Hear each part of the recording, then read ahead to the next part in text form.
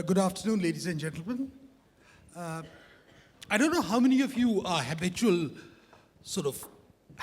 frequent a site called Twitter. Well, I happen to do that sometimes. And one of the new words which I've discovered in the past few weeks, and I can't say whether its provenance is Indian or somewhere else, is a word called whataboutery. Now, whataboutery basically talks about, if you talk about Paris, someone will say, what about Beirut? If you talk about this, if you talk about Gujarat, someone will say, what about Punjab? And so on and so forth. So this thing, what might be called comparisons of various phenomena, that there is a moral equivalence between various types of evils, between various types of undesirable things, has been a frequent feature of this. And we've seen it very sharply in focus in the latest reactions to the massacre in Paris. In an article which appeared this morning in the Times of London, the historian Neil Ferguson had a very interesting and quaint take on the killings in Paris. And he invoked Gibbon's Decline and Fall of the Roman Empire. And he talked about that the Roman Empire didn't die abruptly. It died over a course of 400 or 500 years, a process of slow decline. And the implication he suggested was that what we are witnessing, in some ways, by its inability to cope with radicalism which is emanating from somewhere in the Orient, is the slow death of Western civilization and an inability to actually confront or even realize the challenges which are there. Now today we have a galaxy of people with very different experiences and takes on the feature of radicalism. Should I say Islamist radicalism? We have Daniel Pipes, who's written exhaustively, sometimes quite provocatively, on West Asia, particularly the conflict between Israel and Palestine. He's been perceived sometimes to be a partisan of Israel, a point of view I don't necessarily disagree with.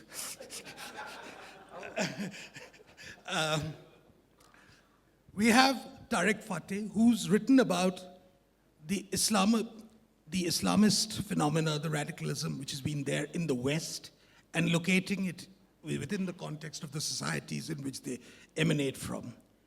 And finally, we have Sadanand Dhume, who's done a very interesting book on how that phenomena has emerged in Southeast Asia, particularly in the context of the Bali bombings. Actually, when we talk about these, we are talking about Paris. Today, Paris is today's headlines. Yesterday it was Bali, before that it was London, before that it was Beirut. It's the same phenomena happening over and over again. And the same narrative sometimes keeps cropping back. And so if you read the papers 4 years ago, you might find more or less the same op-eds being written. It's just the details which are missing. But the phenomena, previously it was Al-Qaeda, now it's ISIS, or some people call it ISIL, or IS, the Islamic State, which is the phenomena. Now, what I would urge each of these speakers to do is to give us their take, given their experiences of the areas which they know. And how do we explain the feature of radicalism? Let's first go into that, and then we can subsequently address how it affects the civilizational course of the world. So should I say Mr. Pipes first? No, you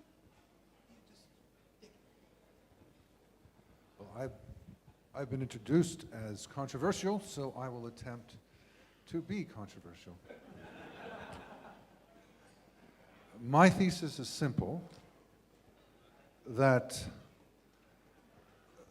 there have been three earth-shaking radicalisms that have challenged civilization in the past century: fascism, communism, and now Islamism. Two of them have basically been marginalized and defeated. One of them remains.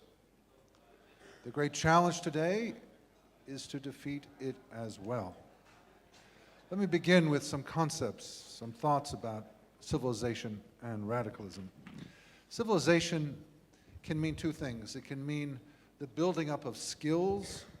It can mean humanity, humanism, generosity, the opposite of barbarism.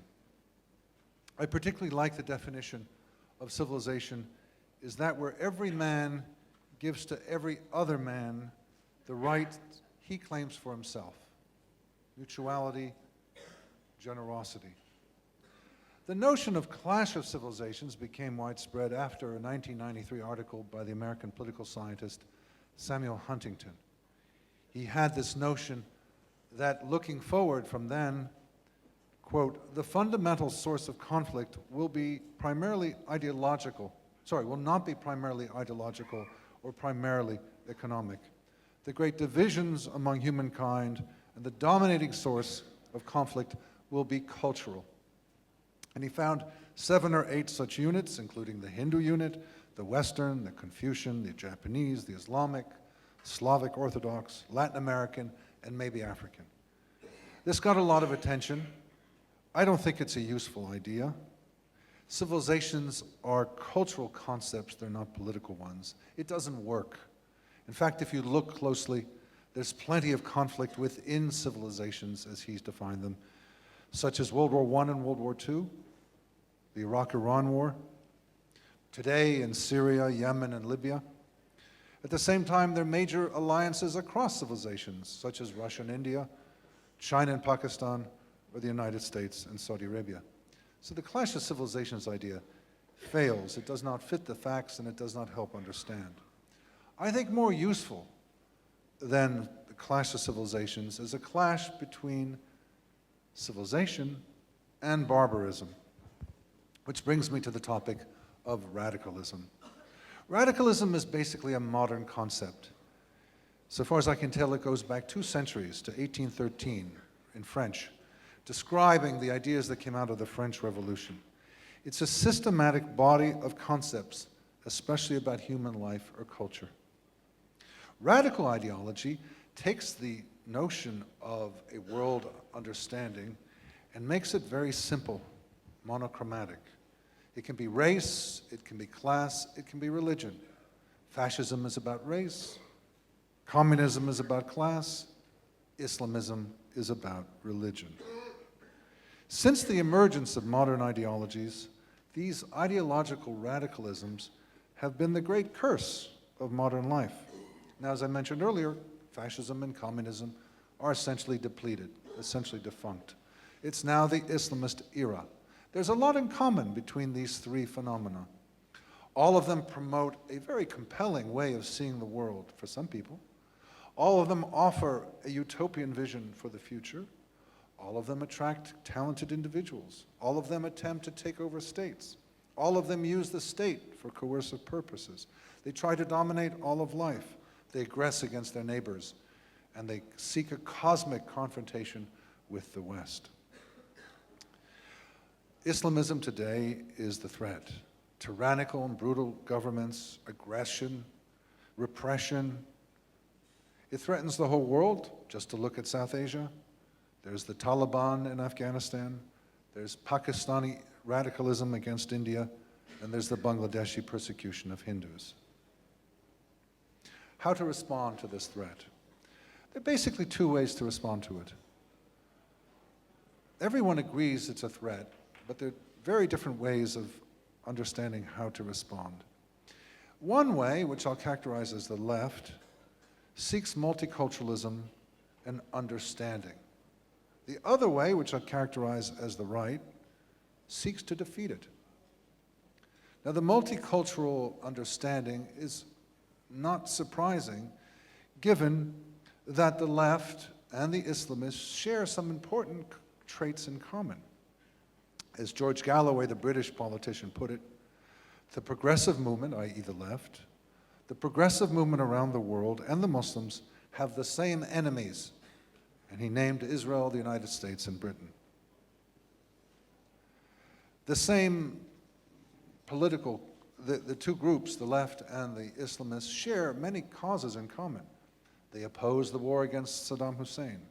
They opposed efforts to fight the war on terror. They're both anti-American. They both want the elimination of Israel. They both want mass migration to the West. They both want multiculturalism. The other view, the right view, sees Islamism as an enemy that cannot be accommodated but must be defeated, much as fascism was defeated in the Second World War and communism in the Cold War. There's no way to appease it. There's no way to buy it off. There's no way to change one's foreign policy to accommodate it. It has to be fought and defeated. As Tony Blair put it nearly a decade ago, we are fighting a war about how the world, so let me try that again. We are fighting a war about how the world should govern itself in the early 21st century, about global values. The goal has to be the elimination of Islamism and its replacement with an Islam that is modern, moderate, democratic, humane, liberal, and good neighborly.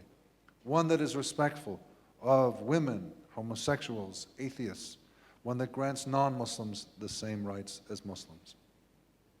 Looking forward, I see that the attempt to defeat Islamism is rather weak.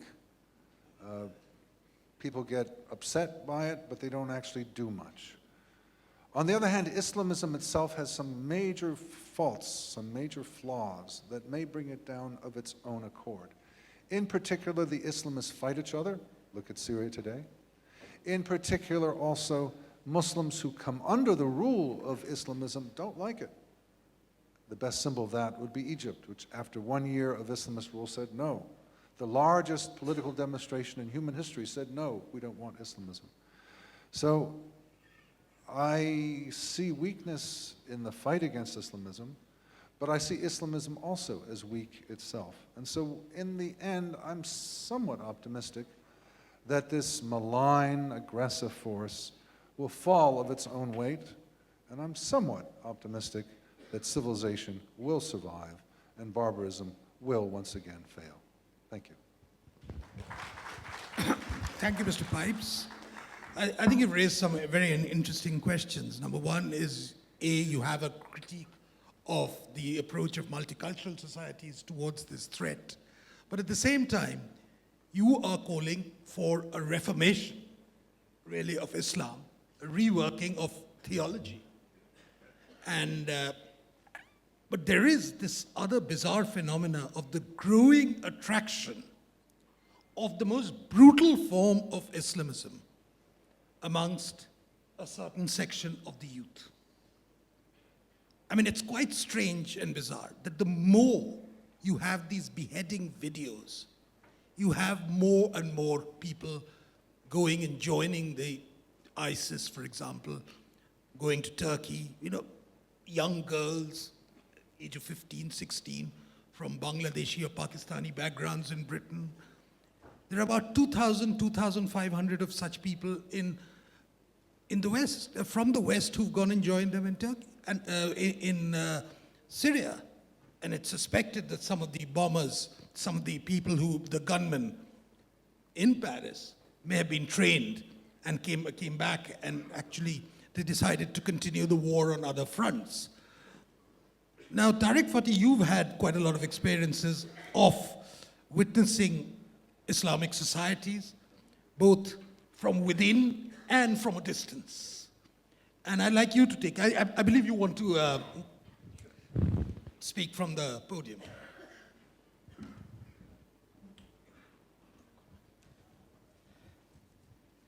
Good afternoon, namaskar, assalamu alaikum. Let me cut to the chase. In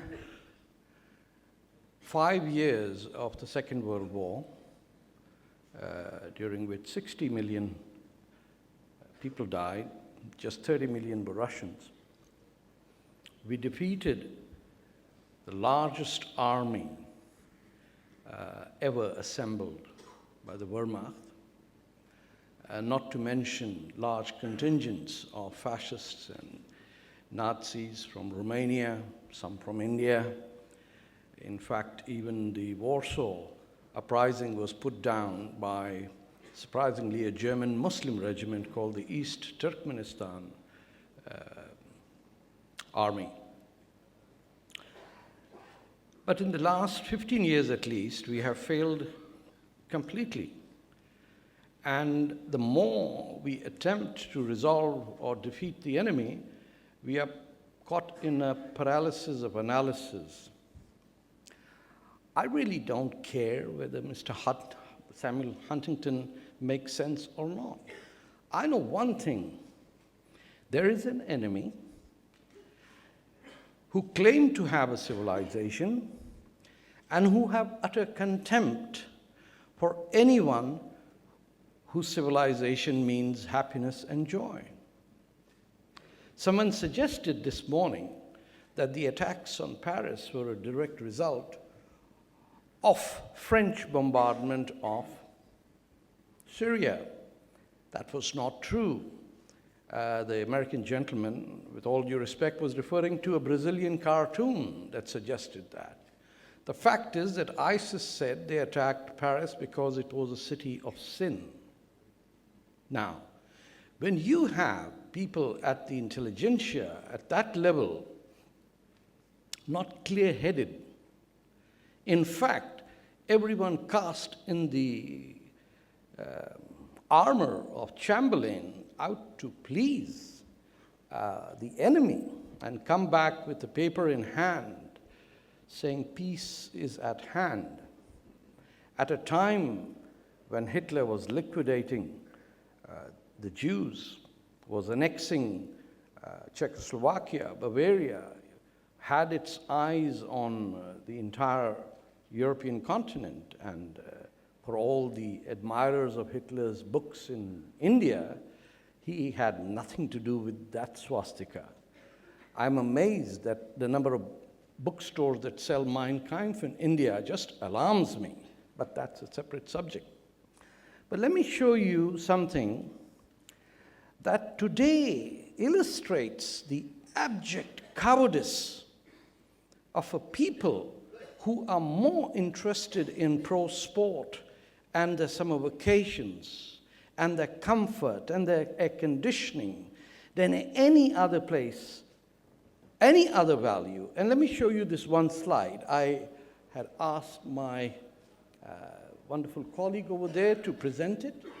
This, ladies and gentlemen, this is the Great Britain that once ruled the world. And this picture is from yesterday.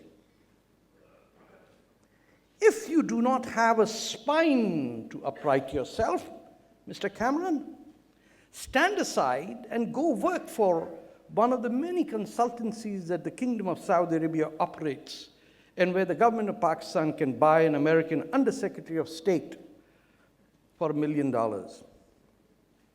The West is for sale. If this current leadership had been there, we would have been under Nazi rule, and Hirohito would have been the emperor of India. And he wouldn't have left you with Netaji. Trust me. If you think somebody did a conspiracy against Subhash Chandra Bose, no. We were gun fodder. We have an enemy, and I don't care what we define the other side. That enemy is the people who believe that life begins after death. Now, some of you believe in that, but you have a return ticket. You might come back. My people just want to go and have a party there. And you can't stop us, because when I asked my daughter at University of Toronto how she compares the Hindu and the Sikh and the Muslim, who are her colleagues in Toronto, she said something quite compelling. She said, Dad, almost every Sikh wants Khalistan and would never like to live there. Almost every Muslim would like to have a khilafah, a caliphate, and would like to live there. Every Hindu young man wants to be a CEO, and every Hindu young woman wants to be his wife. I can assure you that not one of the Indo-Canadians of the Hindu persuasion is interested in anything other than personal wealth and accomplishment. If Mr. Cameron upset you, look at your neighbors and tell them, what have you done to stem this flow that nurtures itself in the land of the Indus and the Ganges and nowhere else? And I say that because the great century of Islam was between 1850 and 1950, when after a catastrophic defeat of immense proportions in 1857, the Muslim hard drive had been zapped and there was nothing on it. And they started afresh from Aligarh to understand, both in Egypt and India and in Iran, that wearing trousers, going to university, looking good to your wife, eating with a fork and knife, this whole worship of the past is going to lead you to the past.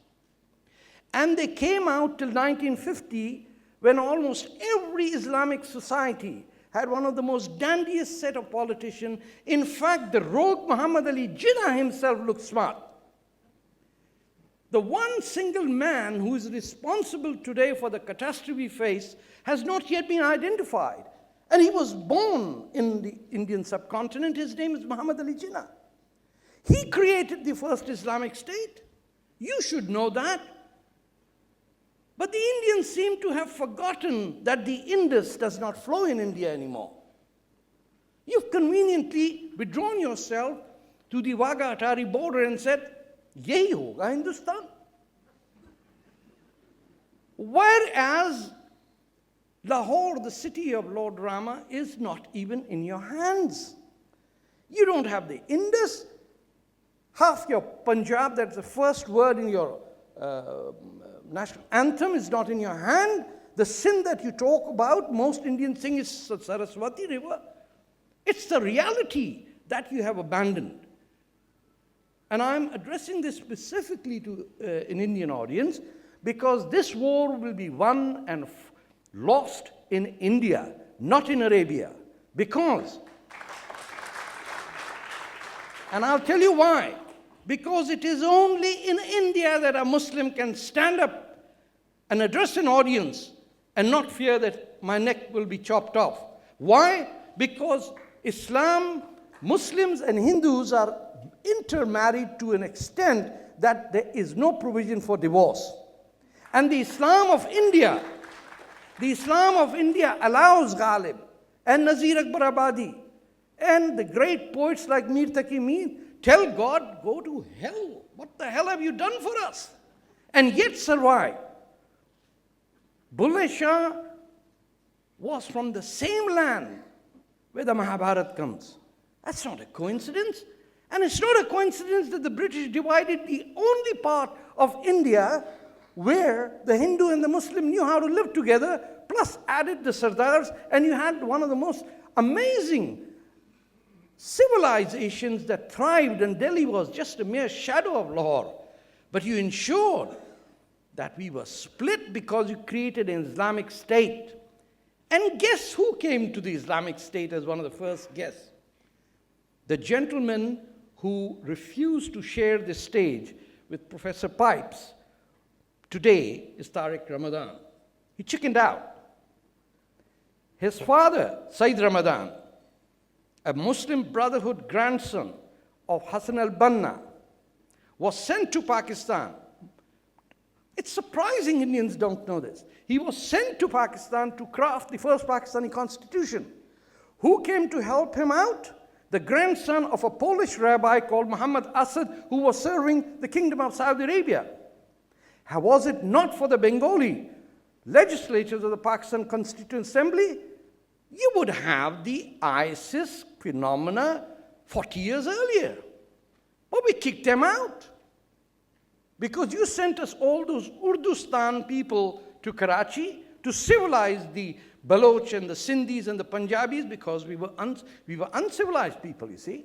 So you sent your elite Republican Guard to us, who created the Islamic State, who created the Islamic Republic of Pakistan, that committed a genocide in Bangladesh, and instead of using that catastrophic defeat to crush aspirations of an Islamic State forever, what did India do?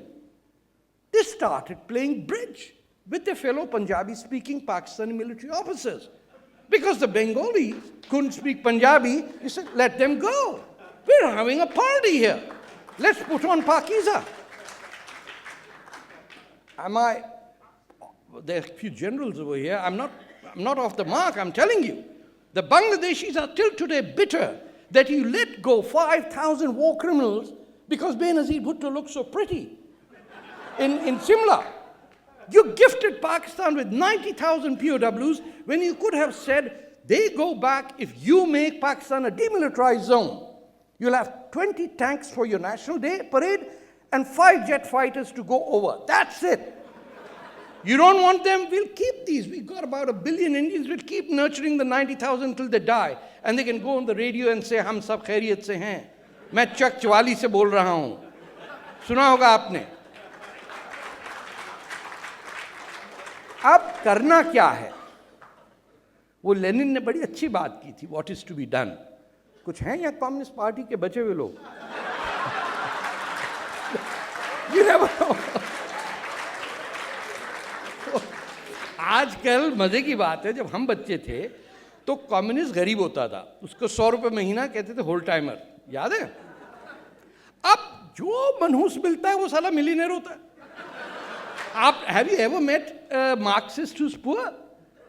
This is a disease of this 21st century where the enormously wealthy young men tell their dads, I know Daddy wants me to be vice president, but can I take a sabbatical and go occupy Wall Street? I say, go. Then he goes 1 year, occupy Wall Street, gets 50 Islamists behind him, because nowadays you can buy them a dime a dozen. Then he comes back and he becomes vice president. It's all forgotten. In the meantime, he picks up a few left-wing Pakistani ISI activists, some of whom come to Aman Ki Asha parades over here. Others go to the United States.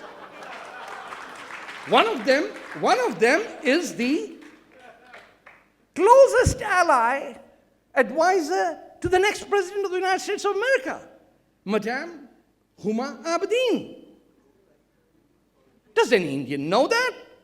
She was Saudi educated. She's never responded to anything of what she was taught in Saudi Arabia. Her father created the Mu'tamar Alam Islami. Nobody wants to question that. Her mother is a rector in a university of Saudi Arabia, where Hillary Clinton goes to say, I'm amazed there are Muslim women going to school. That's absolutely delightful. No, you just got $20 million into the Clinton Foundation from these rogues. So it's easy to fight, but you will have to commit. And you have to get out of the paralysis of analysis, and you will have to say, and I'm addressing Indian Muslims, it is your cross to carry. You can't do it, you will end up as Zakir Naik, a fool that people come to listen to and live miserably ever after. Or you have the option to be Nazir Akbar Abadi and Mirza Ghalib and Dara Shikoh. You can follow the Islam of Bulleh Shah and declare yourself to be people of Hindustan who have decided to become Muslim. not people of Arabia who decided to rape India. There's a difference. And trust me, there are Indians today here, Muslims. If only they were willing to sacrifice the wedding invitations that every Indian gets every week. That's the only price you have to pay. And you're unwilling to give it. You're unwilling not to be invited. You're unwilling to be told that Mirza साहब तो बिल्कुल ही पागल हो गए, मौलवियों को गाली देना शुरू कर दिए. And nobody wants to be known as that. So when the room is closed, when the mics are off, anytime there's a 100% Muslim population, I'm shocked half of them are atheists. The moment somebody else comes in, a Mr. John D'Souza or Vikram Shah or someone, they say, nahi, aisi baat nahi hai, hum pe bada zulm hota hai. We become pathological liars. Our friends don't trust us. Our neighbors don't want to buy homes next to us. Our children are being brainwashed in schools. When a Mumbai, if they are Maharashtra nationalists over here, editor puts into our Times the only Indian paper with the guts to print the Charlie Hebdo cartoons was a Muslim woman in a Urdu newspaper. May I ask where she is now? Hiding, jobless, penniless, hunted down. Where are those Bollywood actors, the great Khan brothers? Where are they now? Where are they now? A woman that stood up like a giant of a man and said, to hell with you, I will print the cartoons. She had no place to hide. Where is Taslima Nasreen and in the great refuge of the communist state of West Bengal? Who came up when she was being beaten up in Hyderabad? These are all Muslims of the Indian subcontinent. Why is there not a solidarity with the lone strugglers who are standing up with their lives on the line? I can't even visit Pakistan anymore. My brother had to change his last name. My sister doesn't own me. I've lost my family forever. And I'm not the only one. But instead of fighting the rogue state of Pakistan and dismembering it by supporting the independent struggle in Balochistan, what does even the BJP government of Prime Minister Modi, who I do respect and I support, what do? They keep inviting the same fools from Aman Ki Asha and bring them over here. Anyone who has met a military dictator, has honored him, should not be allowed to enter this great country. If you believe in the two-nation theory, you're persona non grata. If you want a visa, you need to declare, I denounce the two-nation theory of Muhammad Ali Jinnah, and I don't give a damn about that. If he can't or she cannot, he is not allowed. ठीक है ना? कोई गलत बात कह रहा हूँ राम साहब? इतनी मुश्किल क्या है? If you want to leave Pakistan, they make you declare that you hate Ahmadi Muslims, right? There are no Pakistanis here, so how would you know? My daughter, who was 6 months old, had needed a passport. She had to declare that Ahmadi Muslims are Israeli agents. They're actually Jews. They're inspired by Hindus. And the 6 month, of course, it's like, just give me 100 rupees. We'll say she signed it. So she made a declaration at 6-month-old baby that, now, if you can get that done, if Natasha's, by the way, she's coming tomorrow to India, she should have to declare, as a Pakistani-born person, that I hereby declare and denounce the racist two-nation theory that amputated the two limbs of historic India. And I beg for, well, I don't need to, but if I was in charge, I would say, and I beg forgiveness for the crimes committed by my ummah. Because I do take ownership of Arabs did great things, Muslims contributed great to mathematics. Yeah, you stole it from one guy, gave it to another, and cut the commission in between? I'm sorry. You wiped out the Egyptian language? You made Egyptians into Arabs overnight? You are anti-India because you couldn't, after 700 years of trying, break the will of the Indian people. Not even the Muslims of India wanted to speak Arabic. Of course, they threw in the script, and everybody now thinks if you can read the Persian script, you're an intellectual. If you just live up to Devanagari script, you're just one of those ordinary, So here's I'll conclude. I know I'm pushing the limits. We have to, as people looking to save Western civilization, trust me, Chinese, Indian, Egyptian, Roman, don't care. The civilization that gives me the insulin that keeps me alive, the civilization that allows my daughter to travel alone in an aircraft that never existed in other civilizations, the civilization that gives you the phone to 20 or 800 million Indians or however, is the civilization that we have to fight for. Somebody yesterday suggested of going back to Bhutan. No one's applying for immigration to Bhutan. Is there anyone here? No. They're going for immigration to Germany. Not even the goddamn refugees want to go to Bhutan. They don't even want Slovenia or Croatia. They want the best. Germany and Sweden.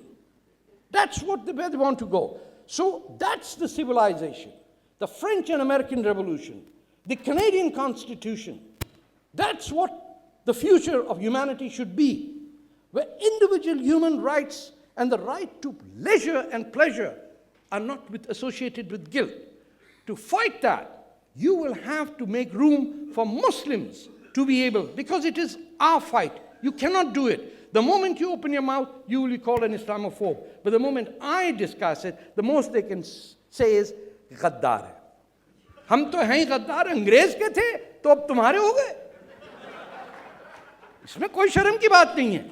So, number one, as Indians, you need to make room in your homes and hearts for an independent Balochistan.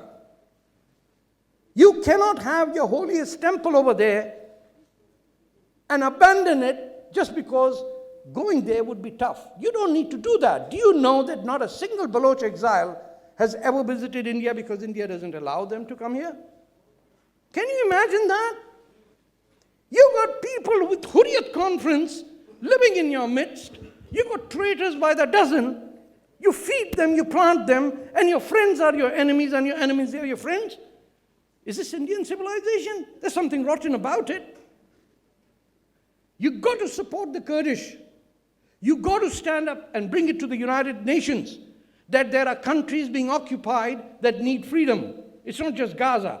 Western Sahara by Morocco, West Papua by Indonesia, Kurdistan by Turkey, Iran, Iraq, and Syria, and Balochistan by Pakistan and Iran.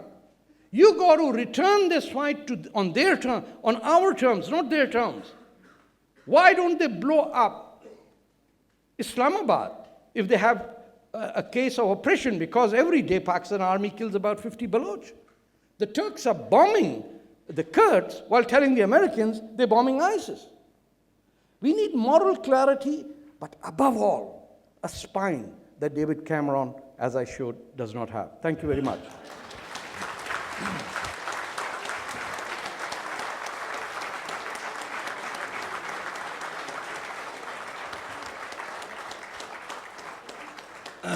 Thank you, Mr. Fateh. I think I would recommend to Ram Madhav that you arrange for a slightly extended stay for Mr. Fateh. At least I want to expose him to Indian television viewers. I think that will be a particularly thing. That will be a wonderful corrective to the discourse which has taken place. Now, Sadanand, if you can better that act.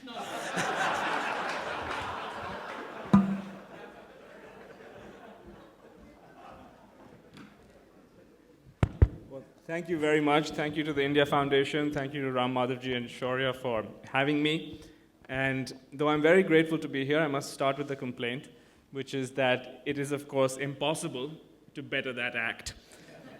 So after that uplifting speech by Tariq, it's my unfortunate duty to bring you a little bit down to earth with some boring analysis. But I'll try not to be too boring. I was on a plane as I was boarding a plane at Newark Airport as news of the horrific attacks in Paris emerged. And when I landed, I noticed one thing, which I was worried would happen and really did happen, which is that in the debates around what happened in Paris, just as in the debates before what happened in Mumbai or what happened in 9/11 in New York and Washington, it's as though we in India have learned nothing. And by that I mean that we are still grappling with a language issue. We're grappling with a way to talk about and understand this radicalism that we face. And basically, what it comes down to is two conversations which I think are both extreme and are both wrong. The first, of course, is a kind of piety, a kind of wishful thinking, which says, this has nothing to do with religion. We heard that on this morning in some of the sessions. I wish that were true. It's palpably false. And if anyone thinks it's true, all they need to do is pull up the statement released by ISIS itself on the Paris attacks, where they literally quote chapter and verse and explain the explicit religious reasons for carrying out their carnage. But the second thing, which I think is a mistake, and here I will sort of take an issue with my friend Tariq, is that I don't think we really have a fundamental problem with everybody who happens to believe in life after death. So the other statement that I think is extreme and false is that Muslims are the problem.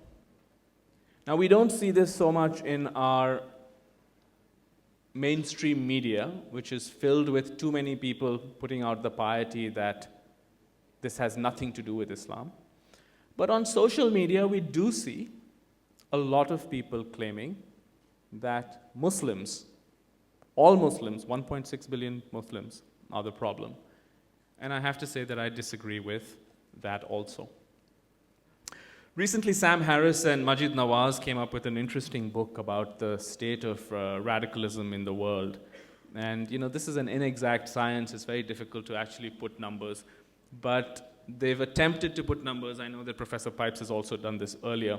And the way they divide the world's population currently, the world's Muslim population, and the size of the radical problem is this. They say there are 1.6 billion Muslims in the world. About 1.04 billion, so 1,040,000, are what they call conservatives. So it's not as though they're liberals, it's not as though they're going to be out drinking, it's not as though they have gay rights parades, but they're conservatives. That does not mean they are Islamists. The problem we have is with Islamists. You can call it Islamism, radical Islam, political Islam, you can take the term that you pick. But what it essentially means is the drive to order every aspect of state and society by Sharia law. Those are the people we have a problem with. So you have the conservatives who are 1.04 billion. You have the Islamists who Nawaz and Harris estimate at 400 million people. And of that, they think about 10%, maybe 40 million, would support jihad. Now, jihad is simply the armed pursuit of Islamism. So what and a very small percentage, about 160 million, which is about 10%, they estimate, would be open to secularism as we see it. So the problem really is, it's an ideological problem. And the problem is, obviously, with the 40 million who support jihad and the subsection of that 40 million who in fact go out to fight jihad, that's obviously a pressing problem that we can all agree upon.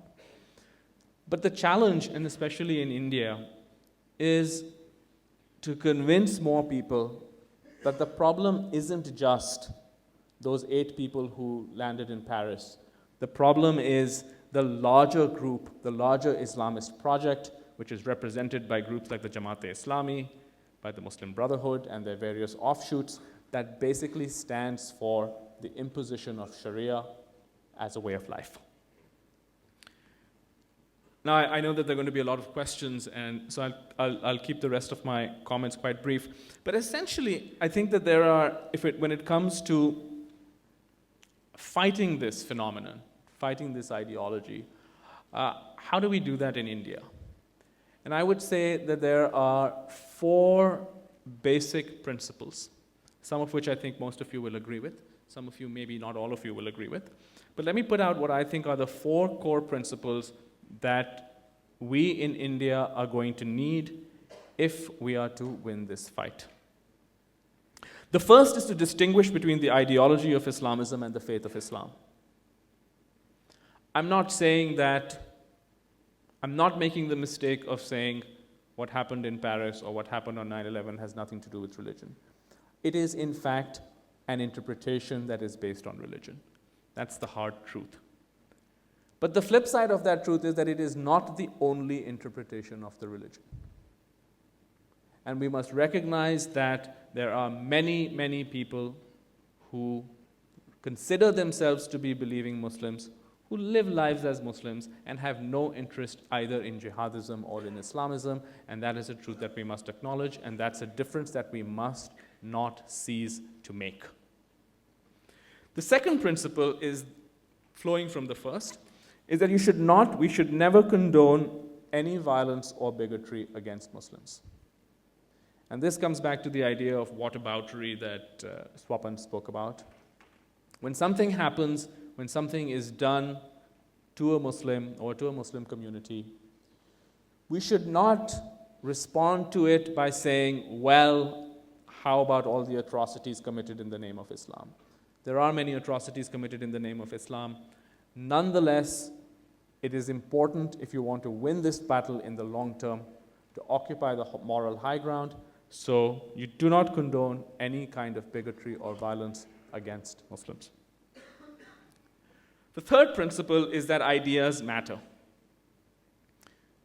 Too often we see in India, on our talk shows and in our op-eds, these easy, lazy explanations. Everything that happened is about foreign policy, or it's about poverty, or it's about something or the other. It's about colonialism.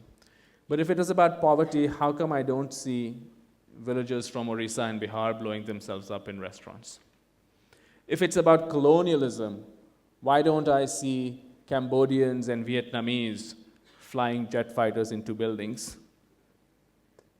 If it's about foreign policy, why was the first attack on the World Trade Center in 1993, years before the 9/11, years before the invasion of Iraq? It's not about these things. And so the third principle really is, it's about ideology, it's about ideas, and we have to understand that ideas matter.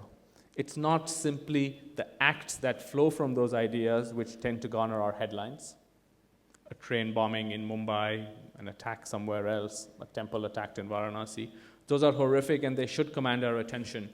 But the focus of the fight has to be not on the acts, but on the underlying ideas. So the third principle is that ideas matter. And the fourth principle, is flowing from that, is that we have to do a better job of encouraging heterodox voices from within Islam. I'm very glad that Tariq Fatah is over here. We have some other brilliant thinkers who have been invited to this conclave, including Tufail Ahmed and Sultan Shaheen.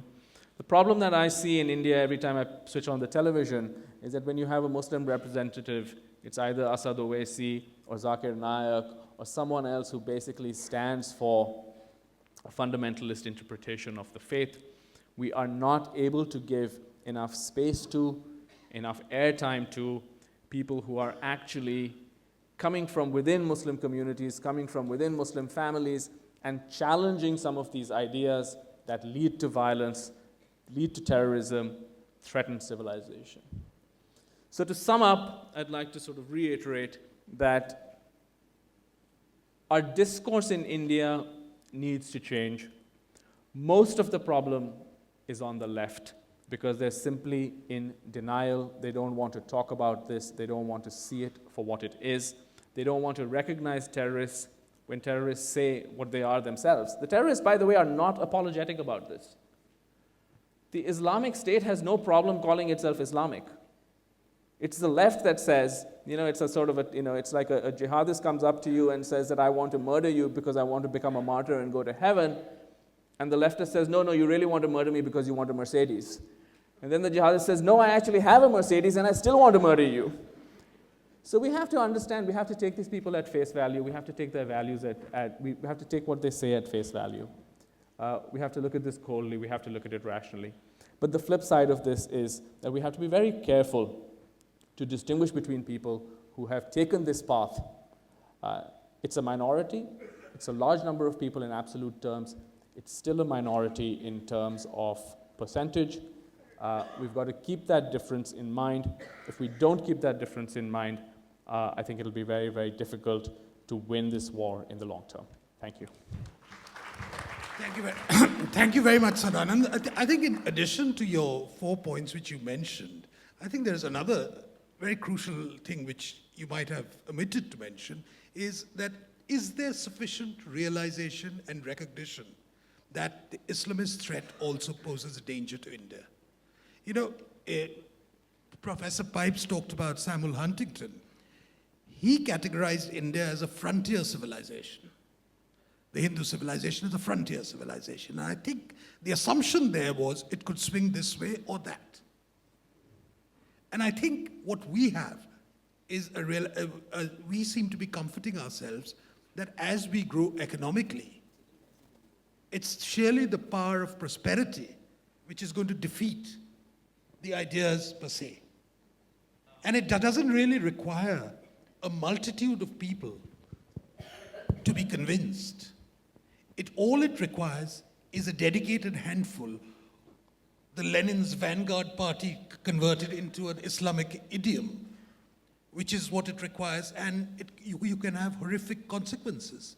I agree, and I don't think that the trend lines in India are particularly encouraging. I mean, we saw something in the news just today where Azam Khan, this politician in Uttar Pradesh, said that he denounced who he saw as the culprits of the Paris attacks, which of course, according to him, is the United States. The point isn't that this is a politician and he said something inflammatory. The point is that how can someone who says such things find an audience? How is it possible that politicians in Bihar can go campaigning with a lookalike of Osama bin Laden? What does that say? Why does that win you votes and not lose you votes? And I think that many of these things are, why did someone, for instance, again in UP, put a bounty on the head of the Danish cartoonist?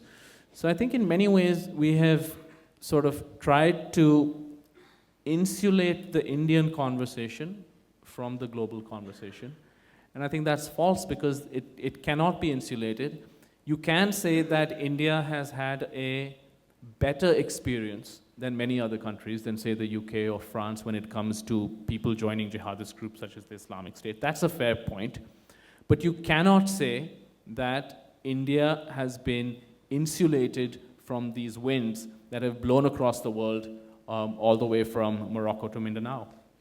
You may have been insulated, but there is a temptation to say, like Azam Khan did, that it's all the fault of America, or, and this is something I want to pose to Professor Pipes, is the belief that everything can be located somewhere in Jerusalem, the problem. And that's a rhetoric which you find over and over again of how much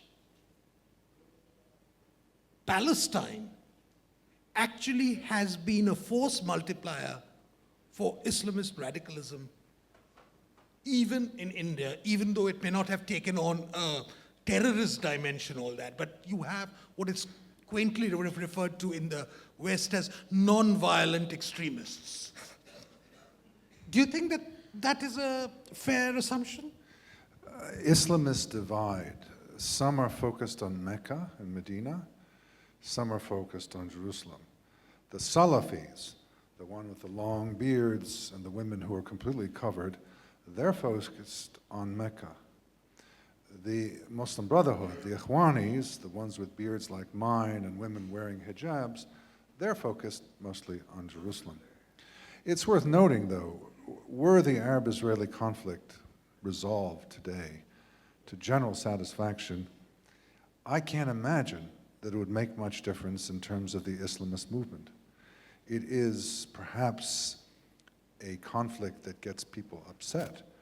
But once they're upset about lots of things.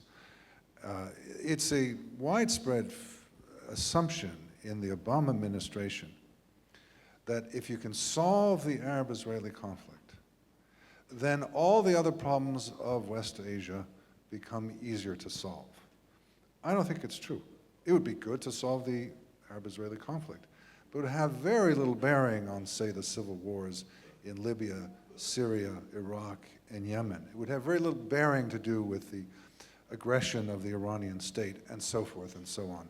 So it's really not that consequential. And indeed, these days, in contrast to the past, when the words the Middle East conflict are said, it's no longer the Arab-Israeli. The Middle East conflict today is, in effect, Iran versus Saudi Arabia. And Israel is a small part. It's more or less on the Saudi side. So the Arab-Israeli conflict is diminishing in importance. You look at Syria on fire. You look at Turkey becoming a rogue state. You look at Saudi Arabia turning away from its historic ambitions to foment Wahhabi revolutions and so forth. Israel, the Palestinians are off to the side. And indeed, the Palestinians are quite aware of this and trying to get everybody's attention. Hello there, we're still here. But they're not succeeding. I know we're running against time, and I'll open it up to a discussion generally, at least. So given the paucity of time, what I'll do is I'll take a clutch of questions, and questions, I mean questions, not the Indian interpretation of questions, which is a little more flexible. First, I think Cleo Pascal of Chatham House wanted to make a small intervention on this. Yes, some of you may have copies of the program with my name in it for this panel. And I'm a journalist, so of course I'm an expert in absolutely everything. But when I saw who's going to be on the panel, I thought it would be better if I sat at their feet and actually just learned from them. So just to explain what that was. I'd like to thank you very much for your courage and clarity on these issues. I do a lot of work, as many of my friends in the room know, in the South Pacific.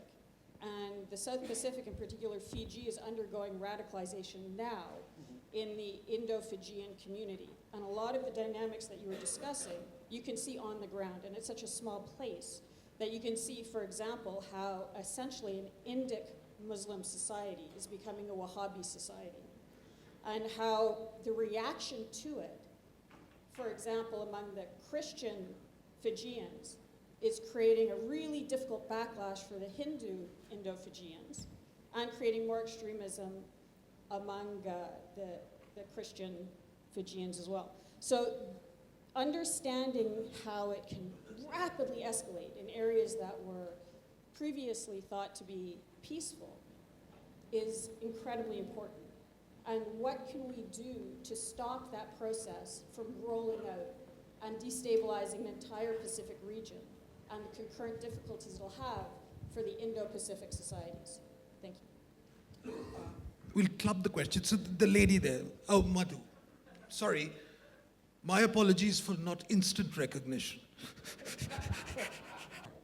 My first question is regarding the use of the term radicalism. To my mind, the literal meaning of the word radical is to go to the root of things. Aren't we giving a very respectable term for a horrific politics? For terrorism, I don't know why we're calling them radicals.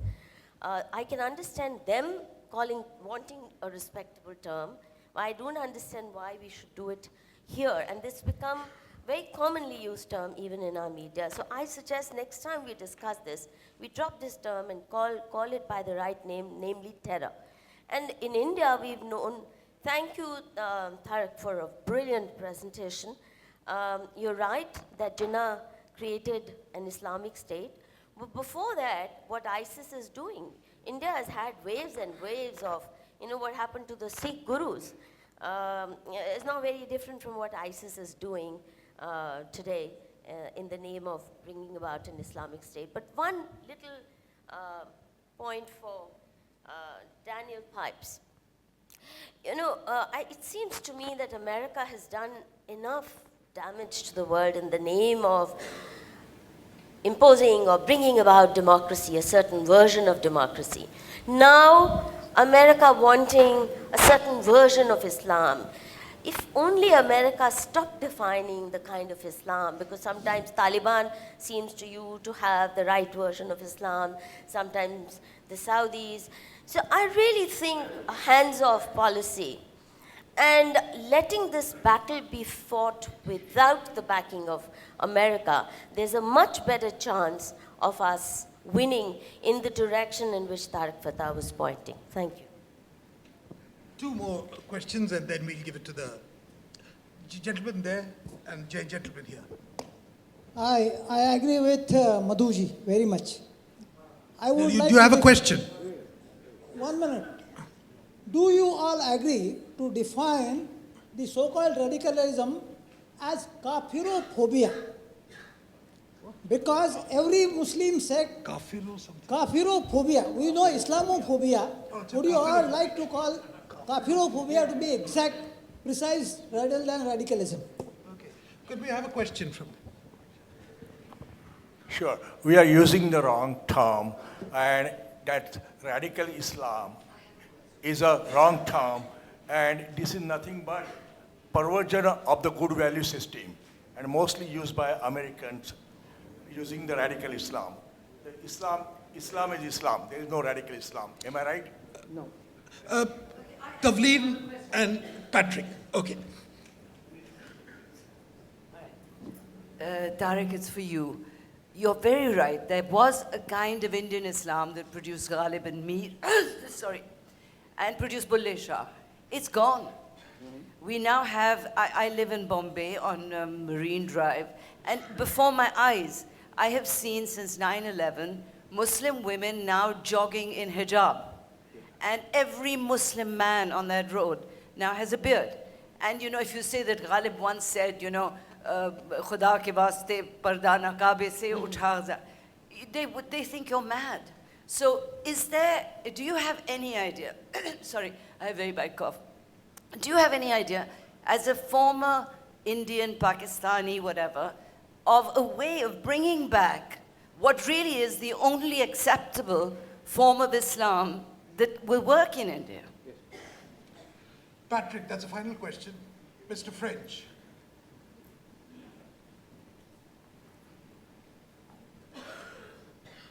Thank you so much. A couple of quick questions. One is, why is Muhammad Ali Jinnah getting the blame when he, if anything, faced down the proto-jihadi movement? Muhammad Ali Jinnah faced down the proto-jihadi movement of people like Maududi and his followers. And Pakistan did not, in fact, become technically an Islamic state until about 8 years after his death. And the second point is about the experience of the very large number of Indian Muslims.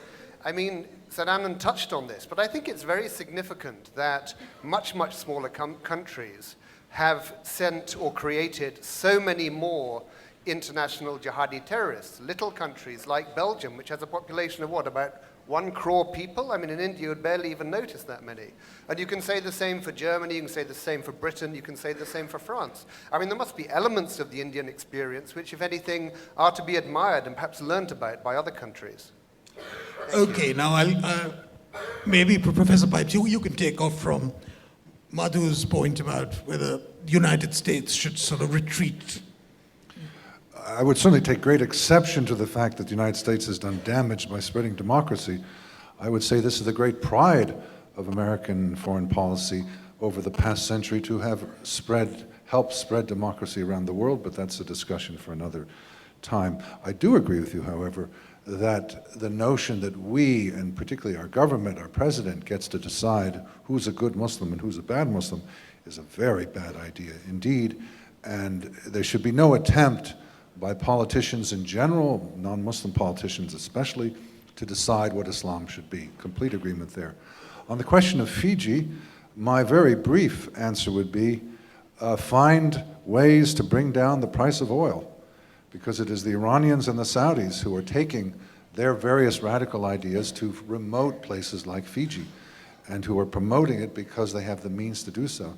So the sooner they don't have this kind of wealth, the more difficult it will be for them to spread such ideas.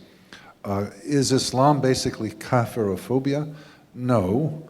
There are many positive elements of Islam, but certainly integral to the faith has been this notion that what is Muslim is superior to what is not Muslim.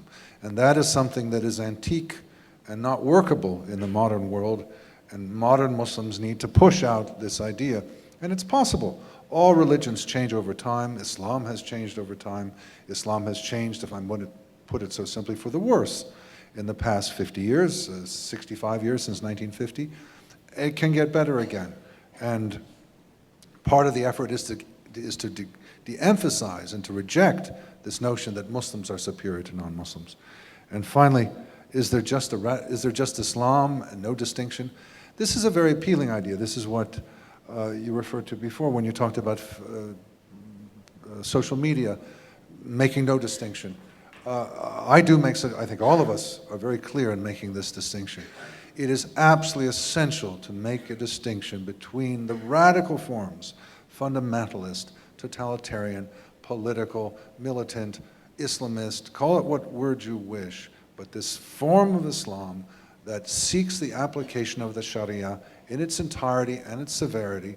This is one form of Islam that attracts perhaps a quarter, as in the book by Harris and Nawaz, or in my estimation, 10 to 15%, whatever the numbers might be. It's a minority. And the point is that it would be a huge mistake to say that this is all Muslims, because as all of us have reiterated, it is only Muslims who will come up with a different understanding of what it means to be Muslim in the 21st century. It is Muslims who will oppose this radical interpretation, who will offer a civilized, a modern, beneficial interpretation. It is Muslims who will do this. If you're to say that all Muslims are the same and they're all hopeless, then you are discrediting and making it more difficult for those Muslims who seek a modern, moderate Islam. All the Pakistan questions to you, self-professed Gaddar. Let me go to Fiji and draw a parallel between what's happening in Fiji and what's happening in Trinidad. These are on opposite sides. The Muslims of Fiji and Trinidad, or Guyana, or St. Kitts are all Indian Muslims. You will not find Arab Muslims involved in this issue. This is a phenomena because the Iranian is first an Iranian. The Turk is first a Turk. You will never ever hear a term encompassing all Muslims that said Indians and Muslims. You always hear the term Arabs and Muslims. Why? Because there are Arabs and then the Arab slaves who are Muslims. And therefore, under Sharia law, the non-Arab is inferior to the Arab, and it is a sin for non-Arab, say Indic or Persian Muslims to consider themselves equal. Now, this is not known. It is one of the most racist constructs that exist today is within Sharia law. Now, whether you like it or not, an iota of innocent honesty amongst Muslims would clarify it. I haven't met a Muslim who's read the Quran in about 45 years of my fight against this. Nobody does. Number one, even if they spoke Arabic, they couldn't read it because it's not in chronological order. There isn't logic to it because it's been put together by the size of the surah. So, who is the prime candidate who does not have an identity? It's the Indian Muslim. It's the follower of Mr. Iqbal who plagiarized his own tarana to make a Milli tarana, which is now being celebrated by Banerjee. What a disgusting idea. It's happening here. Why is she catering to that? Because she knows, and many of these vote bank politicians know, that it is the Indian Muslim. By Indian Muslim, I mean those who live in historic Indian subcontinent, who have no identity of their own. So if I'm an empty vessel, I can be filled up with Islamism. An Arab would never accept himself in a phrase that said Indians and Muslims. But every Indian Muslim will consider himself to be a member of a phrase that said Arabs and Muslims. The non-Muslim is not even comprehending the enormity of the problem just in the labeling of it. So why is it that Fiji and Trinidad, and in Trinidad you've had the Islamist revolution by a black convert who went from Canada, converted to Islam by Deobandis. He went back to Trinidad and organized a coup and took over the country. But until and unless you understand that the prime recruitment grounds and philosophy of jihad is coming from the ISI in Pakistan, by the Pakistan military, funded by Saudi Arabia, that the Iranians beat themselves merely and nobody else, and that they're considered Jews by the rest of the Muslim population, and that it was only in India that a Shia Muslim could be a Shia Muslim, then you will understand that the real problem is Saudi Arabia, but it is considered both by Israel and the United States as the good guy. So we have a dearth of Muslim presence in the policy making, even in the debate. Nobody wants us there. Someone like me is too good looking to be considered an authentic Muslim. You have to be ugly to be considered authentic. Now, as far as the question by Mr. French is concerned, Muhammad Ali Jinnah was an Islamist in the same way as Imran Khan is. Imran Khan would like a woman a day. Mr. Jinnah, who ran away with his friend's daughter, a pedophile, wanted his wife's plunging necklines to please the governor of Bombay. So this is the beer drinking, bacon eating, whiskey loving, Parsi marrying Islamist who's called a Muslim nationalist. He or she doesn't have to pray. These are the Communist Party of India, Sajjad Haidars, the cadre of Adhikar doctrine that came to create Pakistan. In Punjab, the cadre of the Muslim League was the Communist Party of India. They didn't believe in God or Muhammad, but they were Muslim nationalists. Unfortunately, that the authors, the intelligentsia of the West, who think they know, I'm sorry, you haven't got a clue. You go to Islamabad, you get feted so much biryani, so much whiskey, and so much money that you come out with 5 former ambassadors to Pakistan who wrote a letter against Aisha Siddiqui. You remember that? People have been bought and sold on that market simply because the Pakistanis are doing a brilliant job in fooling the Indians, the Americans, the Chinese, and the Saudis. Do you know of any other country who could simultaneously do that and get away with it? So, Turkey at its worst would still be an Ottoman empire. The Persians, if they'd gone crazy, would at the most take over the Musa Islands somewhere in the Persian Gulf, right? That's the worst. The Arabs, at their worst, would not do anything. The Pakistani has a nuclear bomb, for crying out loud. He's got 200 nukes, half of them targeted at Tel Aviv, and they want us to believe it's actually targeted at Nicobar Islands. Can you imagine the fools who believe that it is at Nicobar and it's not 2,600 miles at Israel? They got tactical nuclear weapons that go at 50 miles. Goa is in their sight because those tactical nuclear missiles are boat-ridden missiles. You live next to the monster and you think the monster lives somewhere in Arabia. No, he lives across the border. It's It's far more complicated than it seems. And the tragedy is that the Hussein Haqqanis or the Farhanaz Isfahanis, the people who know what is rotten in the state of Pakistan, are not the ones who will ever get on to Arnab's show. Right?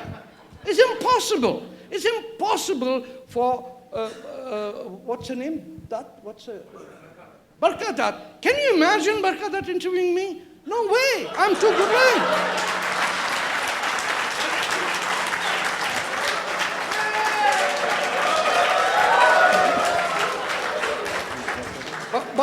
But one final word. I think Tavleen had that observation. Why are they wearing Bade Bhai ka kurta or Chote Bhai ka pajama? Nobody wants to look ugly, especially their girlfriends. Well, they don't have girlfriends. That's why they die, to get girlfriends.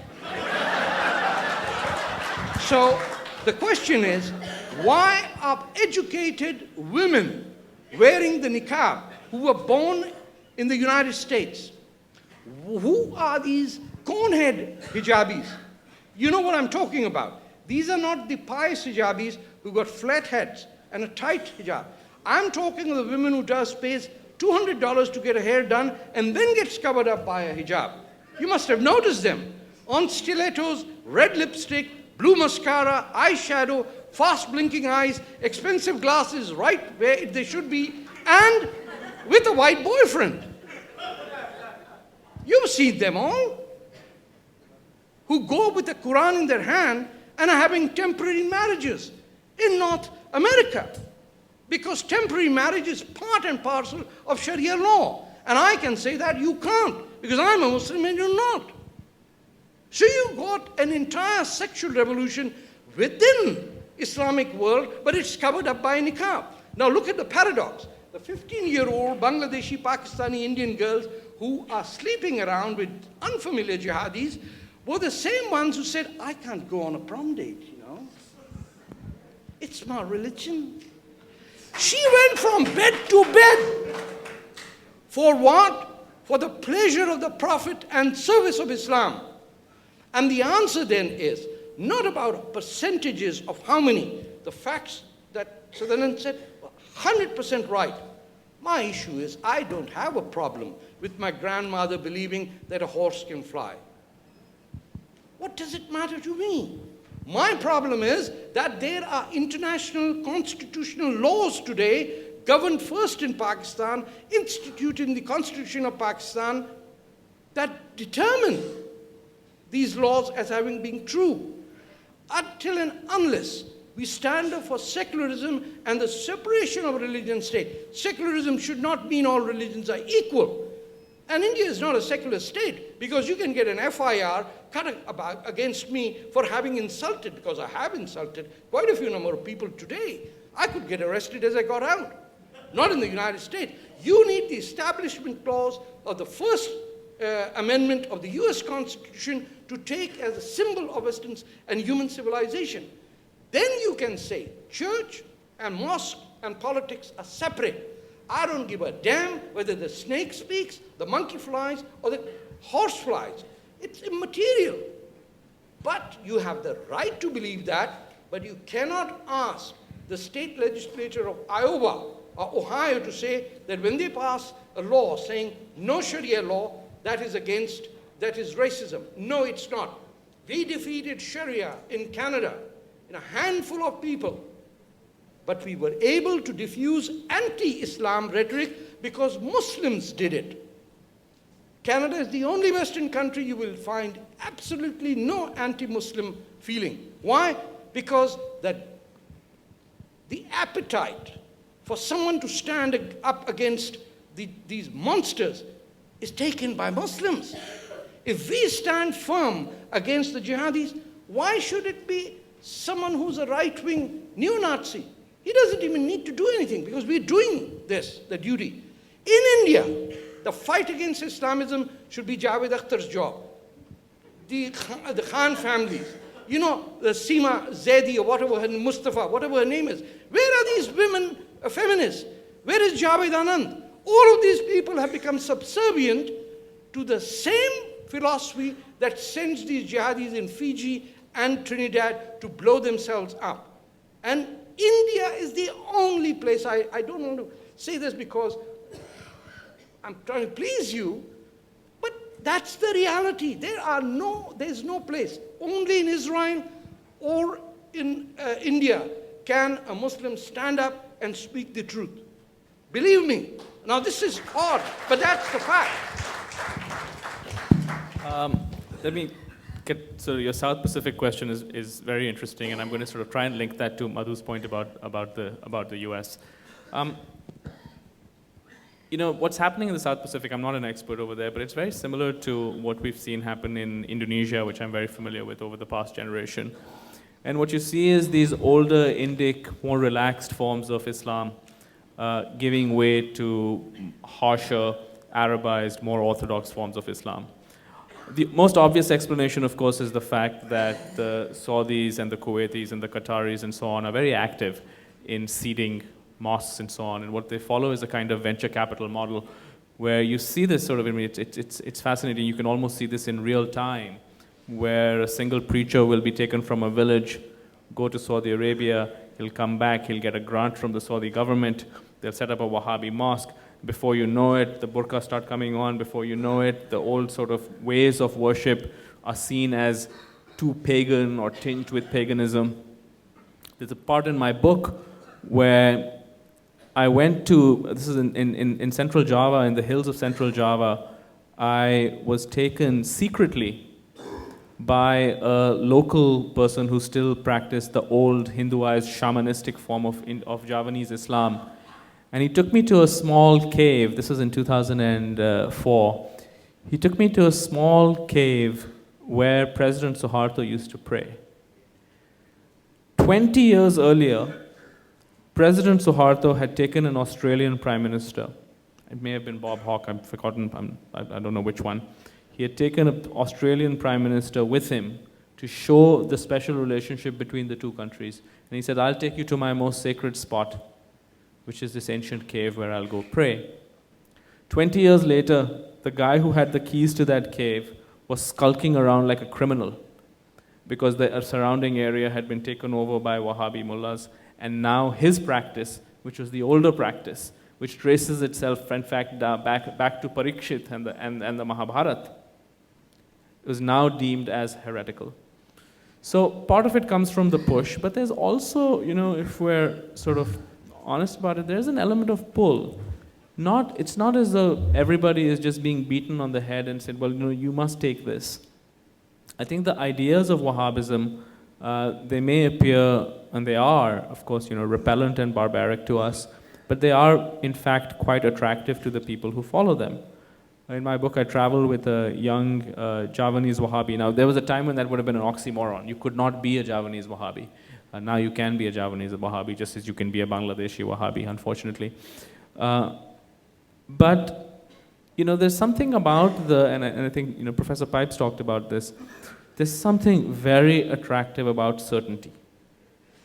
And that certainty is so powerful that it draws people because it gives them an answer for all of life's complexities and all of life's questions.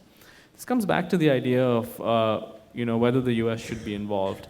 And I agree with Madhu that certainly the US has made many policy blunders and has definitely not covered itself in glory in the post 9/11 era when it comes to radicalism, which seems to be growing by leaps and bounds. But if you bring this back to the idea of seeing this as an ideological battle, seeing this as something that has to be waged for a very long time against a determined and very wily foe, then the question is, would I rather have the United States on my side or not? And the answer is, I would much rather have the United States on my side, provided there is a clarity of understanding of what the problem is, the kind of clarity that we see on this stage.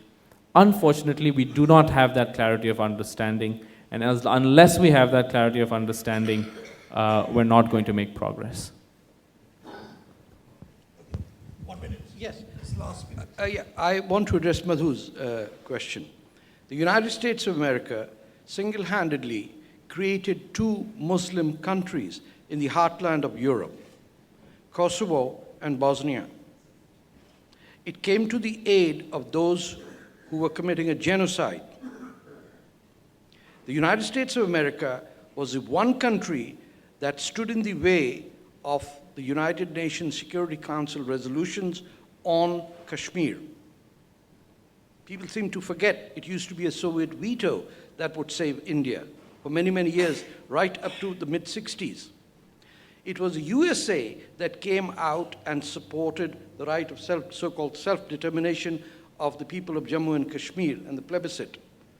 Now, it is easy to forget it, but the facts don't stand that. It is the United States of America that came out and saved Egypt in 1956, during the Suez Crisis. The Americans were not with Israel.